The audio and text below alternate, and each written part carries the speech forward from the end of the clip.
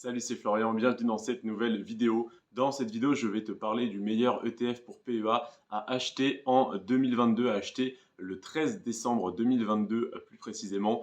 Tout simplement parce que cette vidéo sort le 13 décembre 2022, mais ça n'est pas ce jour-ci le meilleur, c'est simplement à acheter ce mois-ci par rapport au marché, à l'évolution du marché le mois dernier. Donc sur le mois de novembre 2022, on a eu un ETF qui a extrêmement bien performé, qui a fait plus 14% et qui est donc intéressant à revendre. C'est celui dont je t'ai parlé dans la vidéo d'hier. Et aujourd'hui, je vais te parler de l'ETF qui est d'après moi le plus intéressant à acheter ce mois-ci, sur lequel investir ce mois-ci.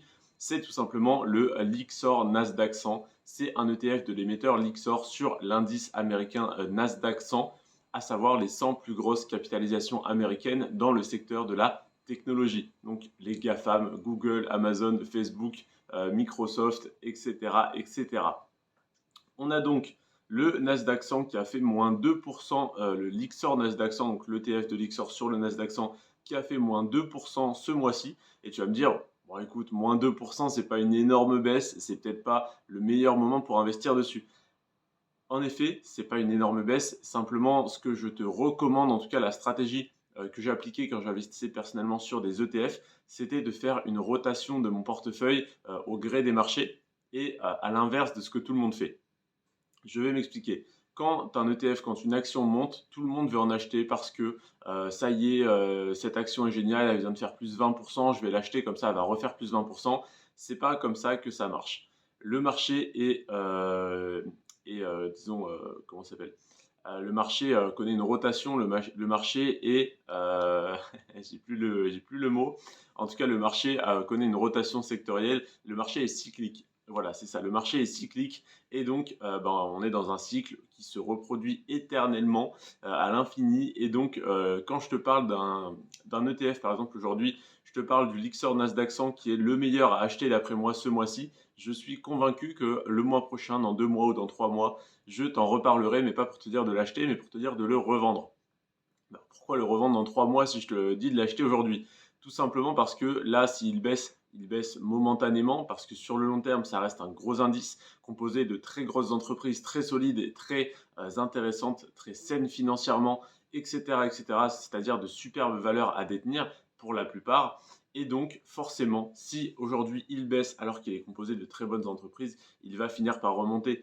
Là, tu vas me dire, bah oui, mais alors pourquoi il baisse s'il est composé de très bonnes entreprises? Tout simplement parce que les marchés sont émotionnels, les marchés réagissent beaucoup aux news, aux informations qui sortent. Et donc, si on a quelques mauvaises informations sur le secteur de la technologie, eh bien, il suffit que ce secteur soit un petit peu surévalué.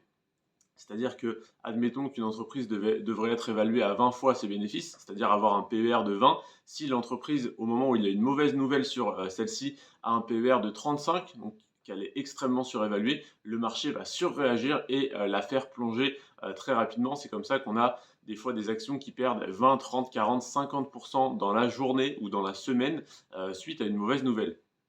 Donc là, on est très loin de ça, mais en tout cas, le Nasdaq 100 ce mois-ci a perdu 2%, donc a fait moins 2%. Le Lyxor Nasdaq 100 est d'après moi intéressant à acheter parce qu'il va finir par remonter. Donc peut-être que le mois prochain, il va encore perdre 2% ou 3% ou 4%. Je n'en sais absolument rien, je ne peux pas te garantir que dans un mois, tu seras gagnant.